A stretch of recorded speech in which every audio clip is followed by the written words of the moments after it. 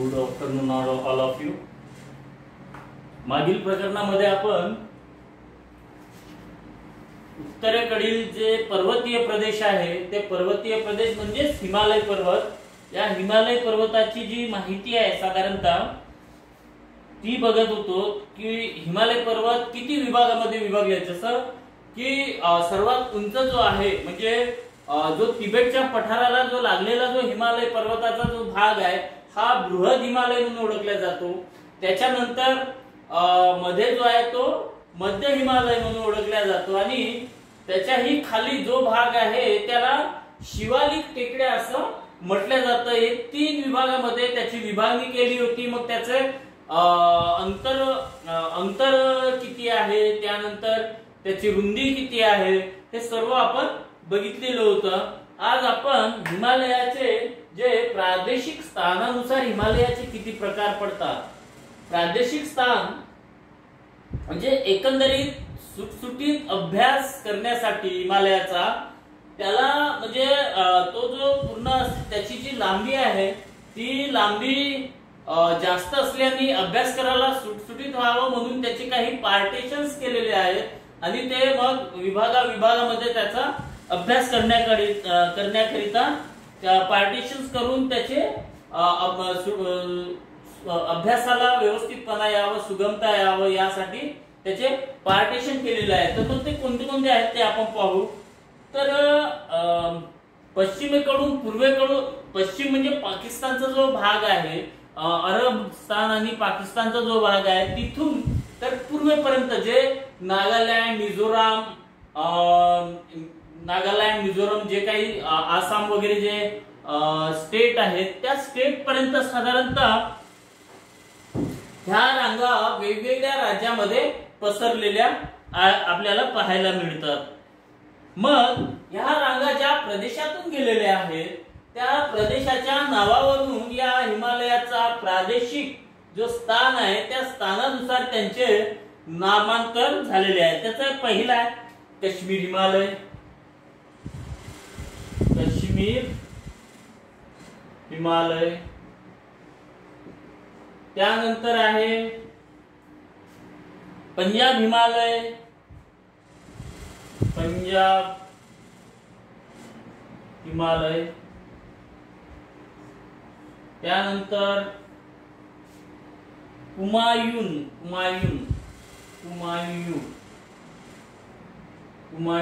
हिमालय.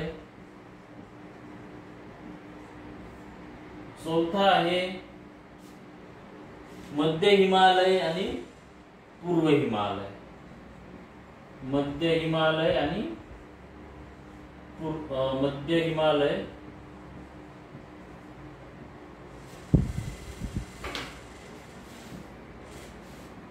आणि पूर्व हिमालय.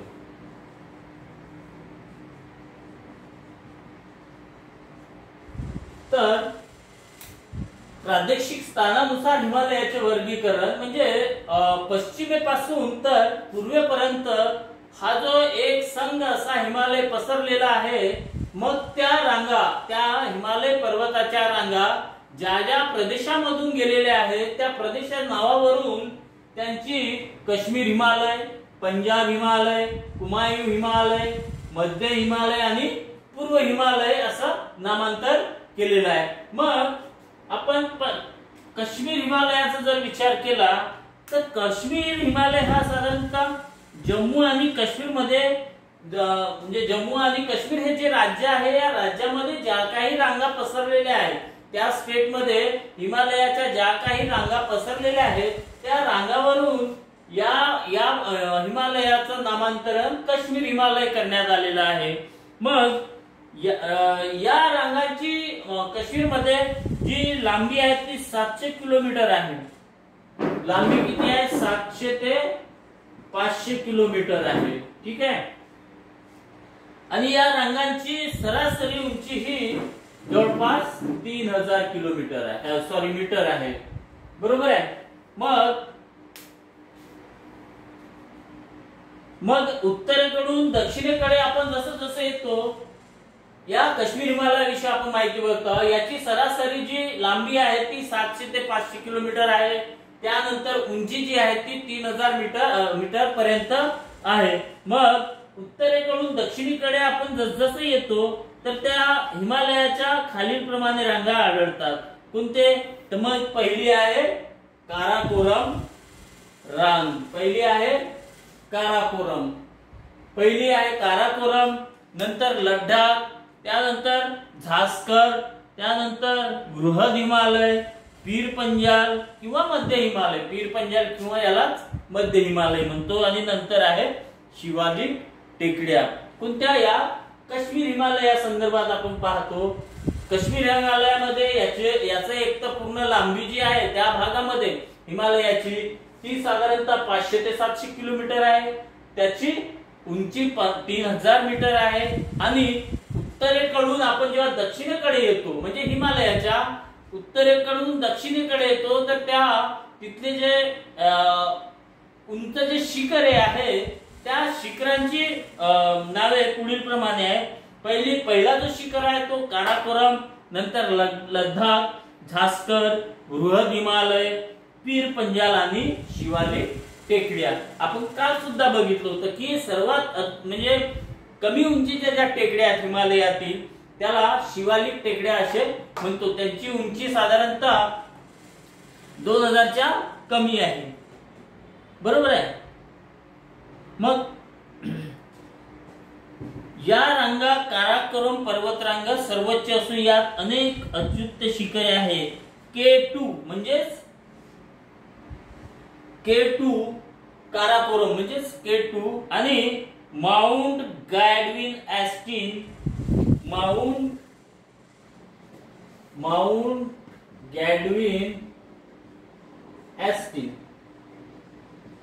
गॅडविन ॲस्टिन ही सर्वोच्च शिखर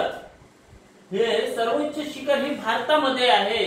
आणि त्यानंतर K2 काराकोरम, गॅडविन ॲस्टिन आणि K2 आणि गॅडविन ॲस्टिन ही भारतातीलच नाही तर जगातील सर्वात उंच असे दुसऱ्या क्रमांकाचे शिखर आहे. आणि ते कुठे आहे? काश्मीर हिमालयामध्ये. काश्मीर हिमालयामध्ये गॅडविन ॲस्टिन आणि K2 काराकोरम ही जी उंच शिखरे आहे ती उंच शिखरे साधारणतः काश्मीर हिमालयामध्ये पाहायला मिळतात. मग आहे दुसरा पंजाब हिमालय. काश्मीर हिमालयानंतर महत्वपूर्ण काय आहे? पंजाब हिमालय. तर पंजाब हिमालय साधारणतः पाकिस्तानामधली जी पंजाब राज्यात सतलज नदीपासून वायव्येस 570 किलोमीटर पर्यंत पंजाब हिमालयाच्या रांगा पसरलेल्या आहेत. पंजाब मधली जी सतलज नदी आहे या सतलज नदीच्या वायव्य भागापासून तर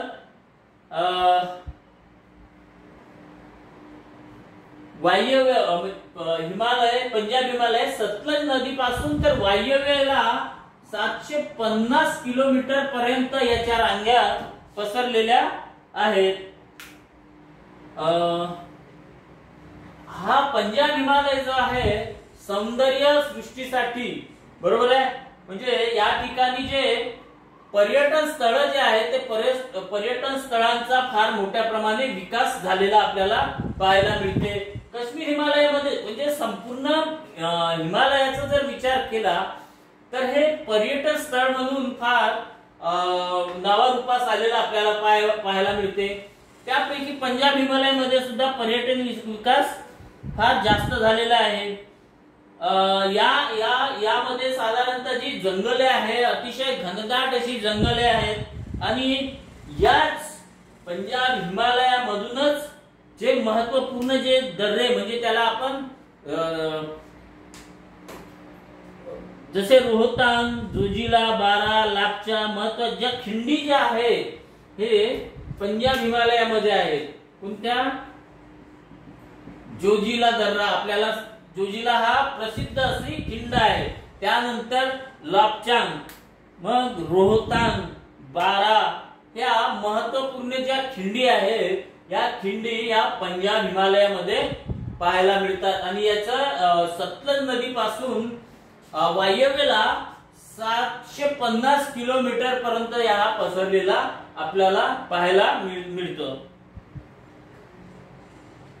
मग आहे कुमायूं हिमालय. तर सतलज नदीपासून पूर्वेकडे काली नदीपर्यंत कुमायूं हिमालय कुठं सतलज नदीपासून तर पूर्वेस काली नदीपर्यंत. सतलज नदीपासून काली नदीपर्यंत जे पसरलेला जो भाग आहे त्याला कुमायूं हिमालय म्हणतात.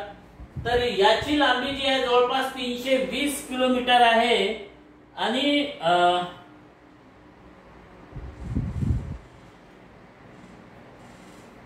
हा कुमायूं हिमालयाचा 320 किलोमीटर आहे आणि यूपी उत्तर प्रदेशचा साधारणतः 38,000 चौरस किलोमीटर क्षेत्र या कुमायूं हिमालयाने व्यापलेला आहे. ते आता उत्तरांचल म्हणून तो वेगळा झालेला आहे. म्हणजे पहिले यूपीचा भाग होता परंतु आता सेपरेट उत्तरांचल म्हणून त्याला मान्यता मिळालेली आहे. मग या हिमालयात नंदादेवी हे सर्वात उंच शिखर आहे. कोणता? नंदादेवी. कुमायूं हिमालयामधील सर्वात उंच शिखर जर कोणता असेल तर ती आहे नंदादेवी आणि याचं सतलज नदीपासून पूर्वेला काली नदीपर्यंत संपूर्णतः पसरलेला आहे. यूपीचा 83,000 38,000 चौरस किलोमीटरचा भाग जो आहे या टेकड्यांनी व्यापलेला आपल्याला पाहायला मिळते. आणि याच्यातील सर्वात महत्वपूर्ण जो शिखर आहे तो नंदादेवी आहे. त्याची उंची आहे 7,817 मीटर आणि हे जगातील सर्वात उंच शिखर आहे. मग त्यानंतर कामेट, बद्रीनाथ, केदारनाथ, नंदाकोट, गंगोत्री शिखरे कुमायूं हिमालया आहेत. ही जी आपले हिंदू धार्मिक स्थळे जे आहेत बद्रीनाथ, कामेट, केदारनाथ आणि नंदाकोट ही सर्व शिखरे हे कुमायूं हिमालयामध्ये आपल्याला पाहायला मिळतात. त्यानंतर आहे मध्य हिमालय. मध्य हिमालयाचा जर विचार केला तर काली नदीपासून तर तीस्ता नदीपर्यंत म्हणजे पार्टिशन म्हणजे ते मधात संपूर्ण या नद्यांनी संपूर्ण हिमालयाचा जो भाग आहे त्याला म्हणजे करवत्यासारखं त्याला कापत त्यांनी आपला प्रवाह निर्माण केलेला आहे. म्हणून या नद्यांनी हिमालयामध्ये फार मोठे असे खिंडी तयार केलेले आहेत. तर आपल्याला मग त्याचं जे पार्टिशन केलेलं आहे तर साधारणतः काली नदीपासून तर मध्य हिमालयाचा जो भाग आहे काली नदीपासून तर जी तीस्ता नदी आहे या तीस्ता नदीपर्यंत साधारणतः 800 किलोमीटरचा जो भाग आहे या 800 किलोमीटरचा भाग यांनी व्यापलेला आहे. कोणता? मध्य हिमालय. बरोबर आहे. आणि कुठून तर काली नदीपासून जी तीस्ता नदी आहे ती हिमालयामधून उगम पावते. त्या या दोघांमधला जो अंतर आहे तो जवळपास 800 किलोमीटरचा आहे आणि या 800 किलोमीटर पर्यंत मध्य हिमालय हा पसरलेला पाहायला मिळतो.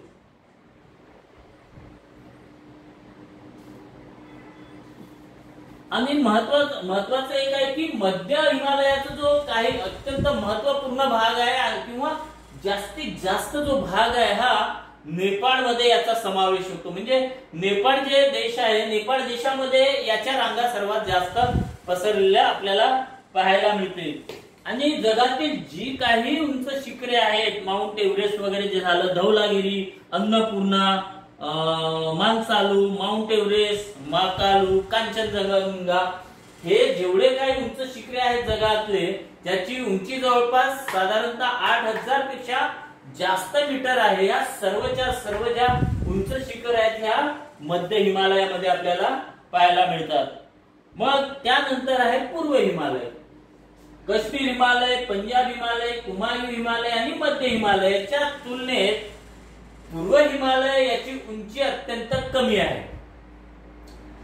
बरोबर आहे. नागालँडच्या ज्या गारो, खासी, जयंतिया ज्या टेकड्या आहेत ह्या टेकड्या सुद्धा या हिमालयाच्याच उपरांगा आहेत. बरोबर आहे. आणि यांची उंची या बाकीच्या शिखरांपेक्षा किंवा या भागांपेक्षा कमी आहे. मग तिचं जे पूर्व हिमालय आहे, या पूर्व हिमालय कुठून कुठपर्यंत आहे तर तिस्ता नदी जी आहे, तिस्ता नदीपासून तर ब्रह्मपुत्रा नदीपर्यंत, म्हणजे पूर्व हिमालय तिस्ता नदी पासून तर ब्रह्मपुत्रा नदीपर्यंत जवळपास 720 किलोमीटर पर्यंतचा भाग या पूर्व हिमालयाने व्यापलेला आहे. मग यामध्ये ज्या पर्वतरांगा आहेत त्या पर्वतरांगा साधारण कोणत्या? सिक्कीम, पश्चिम बंगाल, दार्जिलिंग, भूटान, अरुणाचल प्रदेश आणि आसाम मधून गेलेले आहेत.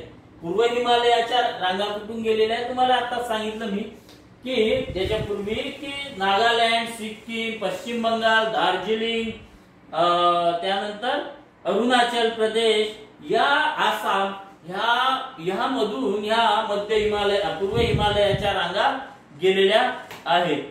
आणि इथे सुद्धा काही पर्यटन स्थळांचा विकास झालेला आहे आणि तुलनेत हा भाग कमी उंचीचा आहे.